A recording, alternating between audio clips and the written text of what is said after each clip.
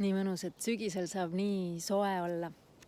Istun praegu Pirita jõe ääres, mis on minu kodulähedane, kõige kodulähedasem veekogu ja ma loen sulle oma raamatu alguse.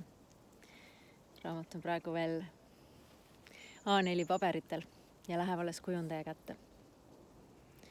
Mis sarnasust on elul ja mootorrattasõidul? Kas tead, kuidas keeratakse mootorratta lenksu? Mitte päris samamoodi nagu jalgrattal. See käib veel lihtsamalt. Piisab ainuüksi sellest, kui vaatad suunas, kuhu tahad sõita ja lubad sel siis juhtuda. Lihtne küll, aga nõuab usaldust. Raske kiivriga pea tuleb aeglaselt, aga kindlalt planeeritavasse sõidusuunda keerata. Isegi kui hetkesõidusuund on teine. Isegi kui tahaks vaadata ka ringi.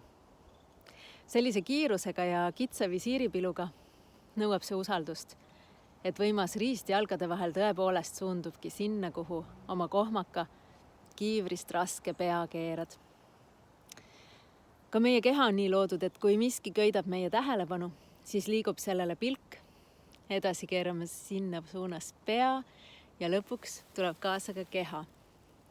Et huvipakkuv jääks nägemis- või kuulmisvälja keskele. Ja visates ei saa me tabada midagi, enne kui me oleme seda silmadega tabanud. Elu on samamoodi võimas vahend ja meie oleme selle roolis või vähemalt mingil määral. Ja alustuseks on oluline lihtsalt õiges suunas vaadata.